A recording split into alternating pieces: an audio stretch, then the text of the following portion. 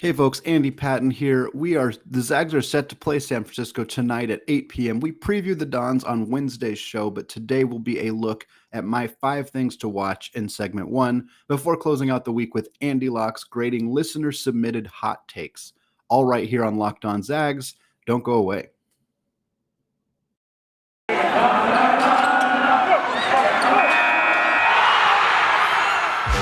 You are Locked On Zags, your daily podcast on the Gonzaga Bulldogs. Part of the Locked On Podcast Network. Your team every day.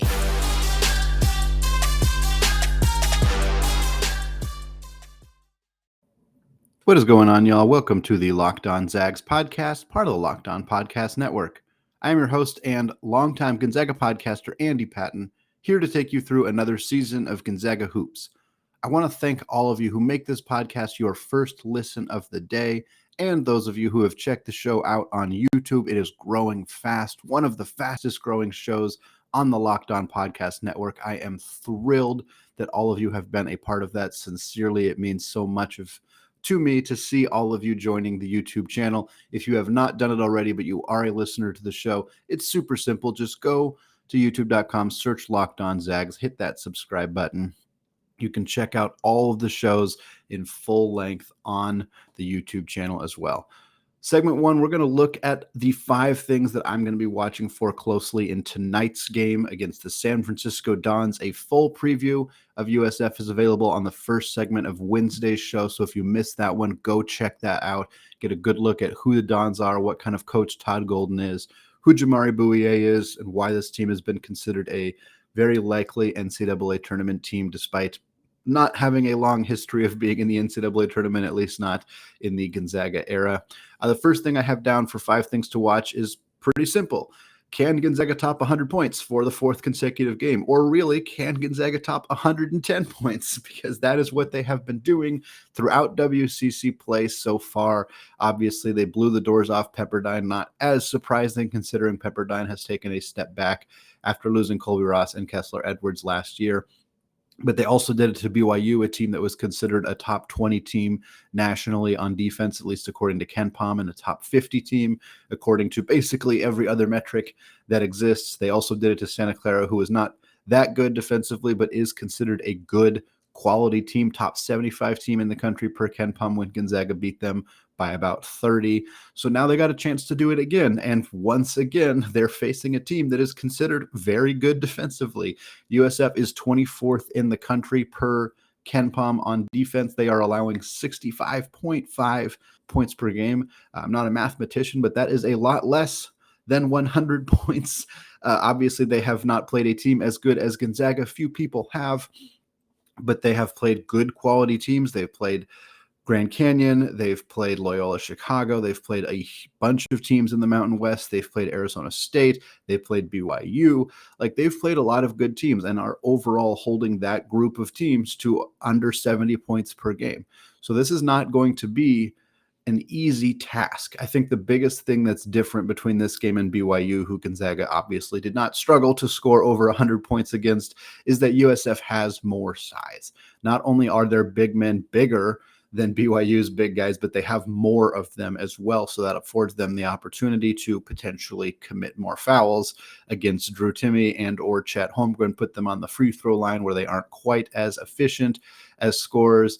Yasan Masalski, is a very, very good shot blocker for USF. He's the best shot blocker in the WCC, not named Chet Holmgren. He's gonna make an impact. Again, he's not as good as Drew Timme or Chet Holmgren. There are very few big men in the country who are. The ones who are National Player of the Year candidates.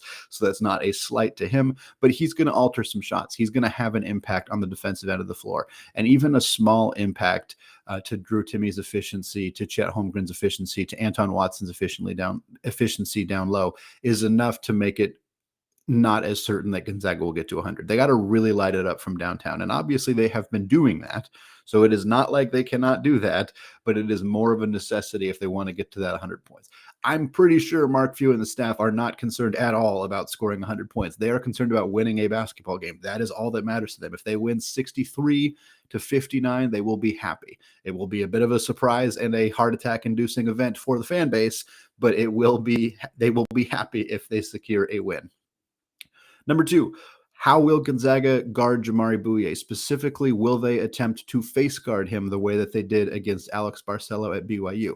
For those of you who might have missed this watching the game, the way that Gonzaga guarded Barcelo for BYU was just had Rasir Bolton when he was in the game, and I think Nolan Hickman did it a little bit. I think Hunter Salas might have done it a little bit, where they were just straight up face guarding him. They are not playing help defense. They are not switching. They are not doing anything else other than standing as close to Alex Barcelo as humanly possible without committing a foul and just following him around the court like a puppy dog.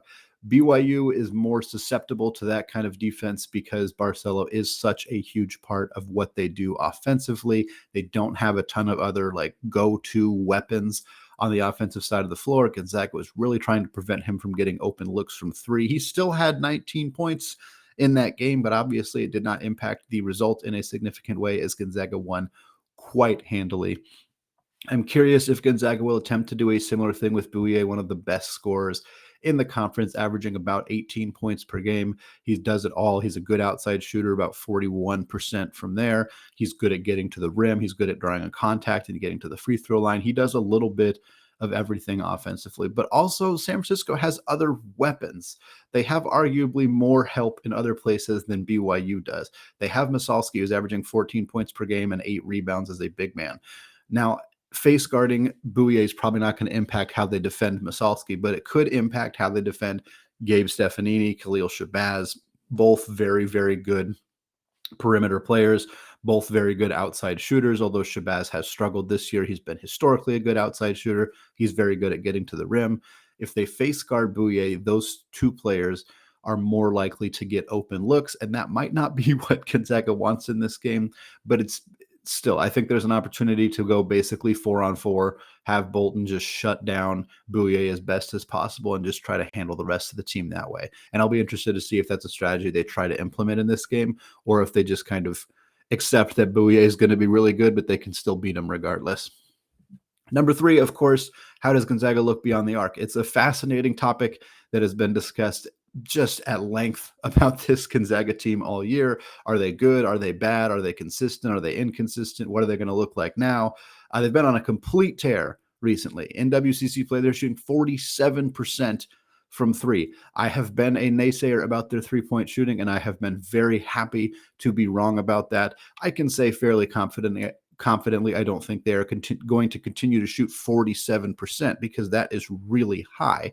But I believe that they are probably a better three-point shooting team than I thought that they were coming into conference play, which is, again, a pleasant surprise, not a bad thing at all. I think they're going to need it in this game.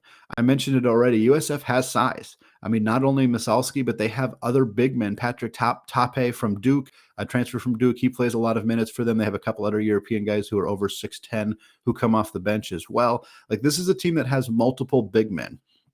And they're not elite players except Masalski, who's very good, but they have enough weapons to at least make Gonzaga have to do something other than just hand the ball to Drew Timme as soon as they get across half court, which is pretty much all Gonzaga did in the second half against BYU and for large chunks of the game against Santa Clara as well. I think they'll, Drew Timme is not going to have a bad game, I don't think, but this is an opportunity for them to have to do other things. And it was like Texas Tech, where they proved, hey, you're going to make us beat you from the outside, so we're just going to beat you from the outside. USF is very, very good at defending the three, though. They are holding teams on the season to a 28.8% mark from three. That is very bad. That is the 23rd lowest mark in the country. So USF is the 23rd best team at defending the three-point line. So it's kind of an unstoppable force meets an immovable object in that sense, at least according to the last couple of games in WCC play for Gonzaga. But again, as a team that was not a great three-point shooting team coming into conference and is playing a team that is very good at preventing the three, there's a potential for this to not be a great three-point shooting game for the Zags. If I'm wrong, super happy about that. But if I'm not wrong, that means Gonzaga is going to have to really rely on the big men down low. And against a shot blocker like Misalski. You could see how this could get a little bit tricky for Gonzaga's offense. I think one of the big keys, and this is going right into number 4 for things I'm going to watch, we need a big game from Anton Watson. Aggressive Anton needs to be here in full force Thursday night. The last 8 games, Watson is averaging 12.7 rebounds, shooting 65% from the field. He's going to be huge in this game on both ends of the floor.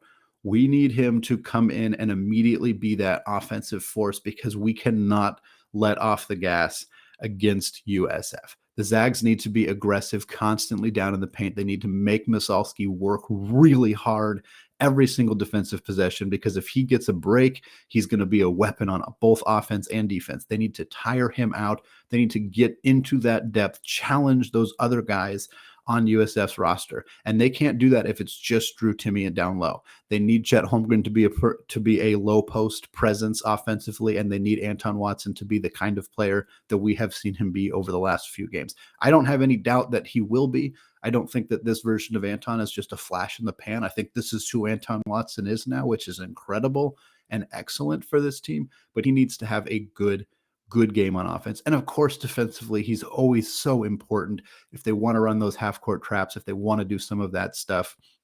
And just as for a team that plays really good, is a good outside shooting team in USF, his perimeter defense is going to be crucial in helping prevent them from getting open looks from beyond the arc. And then the last one for this segment, who wins the blocked shots category? USF is currently averaging 5.3 blocks per game in conference. That is number 1 in the WCC through the first couple of weeks. Gonzaga is second at 5.0. Most of that, of course, coming from Chet Holmgren. I think USF's not going to get as many block shots as they usually do because they are facing a bigger team than they have faced all year long. But will Gonzaga also get as many blocks per game as usual? It's hard to say. Obviously, Misalski is the big shot blocker for USF. For Gonzaga, it's Chet Holmgren. USF is also getting about a block per game, from Bouye, which is pretty surprising for a 6'2", 180-pound guard. Obviously, Gonzaga relies really strongly on Chet there. They also get some block shots from Drew Timme. They get some from Anton as well, but it'll be interesting to see. I don't know how much it's going to impact the game necessarily. I don't think that whoever gets more blocks is going to win. I don't know that that's necessarily the big recipe for success in this game, but I'll be curious if there's a change in the rankings of who is leading the WCC in blocks per game at the end of this game. All right, segment 1 is done. The next segment, we're going to be grading listener-submitted hot takes. Before we get there, though, let's talk about today's sponsor, NetSuite. This is it, the putt to win the tournament. If you sink it, the championship is yours. But on your backswing, your hat falls over your eyes. Is this how you're running your business? Poor visibility because you're still relying on spreadsheets and outdated finance software? To see the full picture, you need to upgrade to NetSuite by Oracle. NetSuite is the #1 cloud financial system out there to power your company's growth.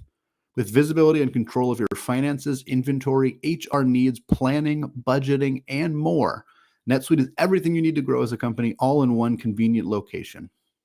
NetSuite lets you automate your processes and close your books in no time while keeping you ahead of your competition. Over 27,000 businesses already use NetSuite, and right now, through the end of the year, NetSuite is offering a one-of-a-kind financing program to those ready to upgrade at netsuite.com/lockedonncaa. Head to netsuite.com/lockedonncaa for special end-of-the-year financing on the #1 financial system for growing businesses. That's netsuite.com/lockedonncaa. All right, segment 2, still Andy Patton, still Locked On Zags. We're switching over to AndyLocks, a segment that we didn't get to last week because of some scheduling stuff, but we're back. We're bringing it back for the last 2 segments of this show. For those who are unfamiliar, AndyLocks, it's like Goldilocks, too hot, too cold, or just right. You, dear listeners, submit your takes to me. You can submit them via email. You can submit them on Twitter at ScoreZagsScore or at LockedOnZags. I put them all in here and I grade them. Do I think it's too hot of a take? Do I think it's just right? Or do I think it's too cold?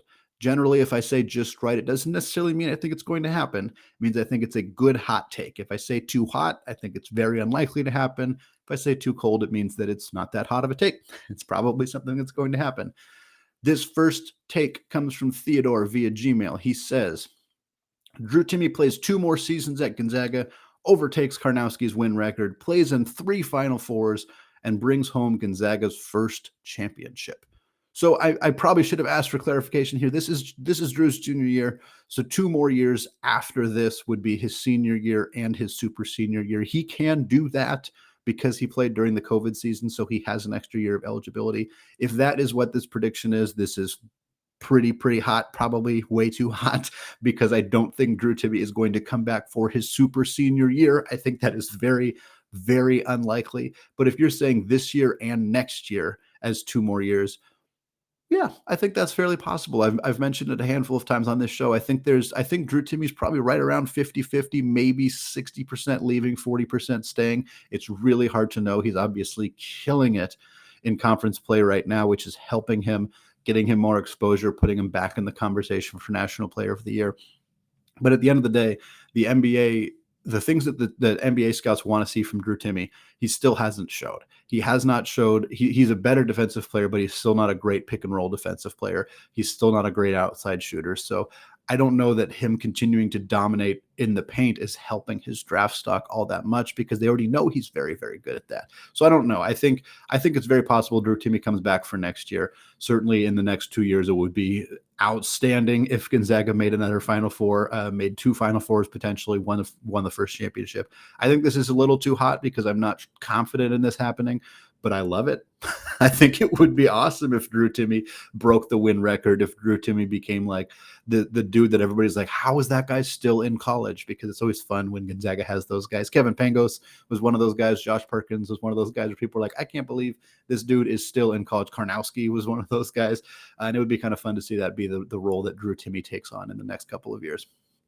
This next take comes from John via Gmail. He says, Anton Watson averages 12 points per game in conference play and becomes the 5th player to average more than 10 points during conference games. He will be the 4th leading scorer during conference and will trail only Andrew Nembhard in assists per game. So 12 points per game is definitely doable. He's averaging literally 11.9 over his last 8 games, and that includes, Alabama and Texas Tech. So I think averaging 12 in the conference is for sure doable. He's over that right now. 4th leading scorer, I'm not as confident in that. I think Timme, Strother, Chet are your 3 leading scorers. Almost unquestionably after that, it's between Bolton, it's between Nembhard, it's between Watson, and frankly, I think we're going to see Nolan Hickman's points per game tick up quite a bit in conference play as he gets more minutes per game, as he gets more of an opportunity to showcase who he is. I think this is just right because I think it's possible. I think second in assists is very, very possible, borderline too cold almost in that case. I think he will be the second leading in assists on this team. But I think that this could all happen. So I'm going to say that it's just right because I don't know that it's for sure going to happen, but it's a good hot take. It's quality. Next up, Jacob Quarter 2 on Twitter. He says at least 3 players will average a double-double for the rest of the season. So this is too hot. And the main reason that this is too hot is minutes. That these guys are not going to play enough minutes per game during conference play to average a double-double. Nobody is averaging a double-double on the team right now. Nobody. Chet is the closest in points and rebounds, but again, he's barely over 10 points per game, and he's about 8.5 rebounds per game. Nobody's close to that in assists. Drew's only at about 6 rebounds per game. I don't think there are 3 players on this team who are capable of averaging a double-double for the rest of the season, even if everybody was playing 35 minutes per game. I just don't think you would see that happen. And certainly when there's going to be games where these guys are, the starters aren't playing past the 12-minute mark in the second half because they're going to the bench, they're going to the walk-ons because they're up by 35 points. I just don't think you're going to see these guys play enough minutes to average double-doubles. Next up from our good friends, the Slipper Still Fits on Twitter. I'm guessing this is Peter, but either way, he says Gonzaga is going to average over 95 points per game for the rest of the season. Yeah, this sounds crazy, but I think this is just right. I think this is very possible to happen. Obviously, they have topped way over 95 points in their first 3 games in conference play. The difference is they have 4 games remaining against San Francisco, including tonight, and against St. Mary's. Those are the best defensive teams in the country, although BYU is right in that conversation. I think BYU doesn't line up as well with Gonzaga because they don't have the post players to really stop them, as we saw last Thursday. But 4 games against USF and St. Mary's is going to drag it down a bit. St. Mary's is really not going to let them get up to that 85, 90 mark because of how plodding and slow and methodical they are on offense and how good they are defensively. So I think those 4 games are really going to drag it down a little bit, but I would not be surprised to see them average right around 95 for the rest of the season. And I don't think it's crazy to think they could be over that. Next one on a similar vein. This question comes from Keith at 8K Dalab on Twitter. He says, Zags will score in triple digits in more than half their remaining games this season. So I think this is just right as well. And I think I almost labeled this too cold because I think it's pretty possible that they do that. And I know that seems crazy because 100 points is not easy to come across in a college basketball game, but Gonzaga has already done it in 3 of their 3 WCC games.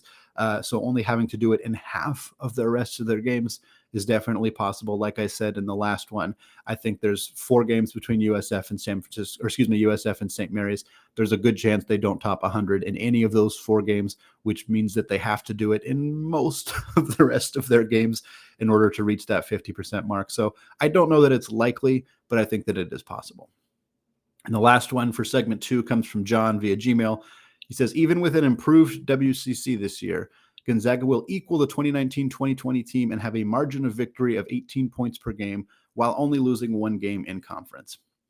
Yeah, so I think 18 seems light at this point because of what Gonzaga has done to BYU and Santa Clara, 2 of the top 5 teams that they are going to face this year. Again, they're going to face both of them again. They still got 2 against St. Mary's, 2 against San Francisco. So a lot of good games remaining on their schedule, but they have not looked like the team that is going to be within 18 points of very many teams in the WCC this year. So I think the average could be at least that. I think it's pretty possible the average is 20 or 22, something in that range as well. 1 game in conference is probably what I'm expecting. I think that's reasonable to think that they're only going to lose 1 game between, BYU's remaining games, San Francisco's 2 games, St. Mary's is 2 games. If it's not 1, I think it's 0. I think there's a decent chance that the way they're playing right now that nobody beats them until they get into March. But I wouldn't be stunned if they ended up dropping 2. It would be surprising, certainly, if that happened because of the way they've been playing lately. But I think that the WCC is good enough that they're going to get some challenges later in the season. All right, 2 segments down, 1 more to go. Still discussing listener submitted hot takes. Before we get there, though, let's talk about BetOnline. BetOnline would like to wish you all a happy betting year as we continue our march to the playoffs and beyond. Even in 2022, BetOnline remains the #1 spot for all of the best sports wagering action. In fact, with the new year comes a new updated desktop and mobile website. Sign up today and receive your 50% welcome bonus on your first deposit. Just use our promo code LOCKEDON to get started. From football, basketball, hockey, boxing, and UFC, right to your favorite Vegas casino games, don't wait to take advantage of all the amazing offers available for 2022. BetOnline is the fastest and easiest way to bet on all of your favorite sports. All right, segment 3, still Andy Patton, still Locked On Zags, and we're still going through AndyLocks, grading listener submitted hot takes. This next one, the second one of the show, from our friend Jacob Quarter 2 on Twitter. He says the WCC will add another team by 2025. So I think this is too cold, actually, because I think that they're working really hard to replace BYU as soon as they possibly can, knowing that BYU is, of course, leaving for the Big 12.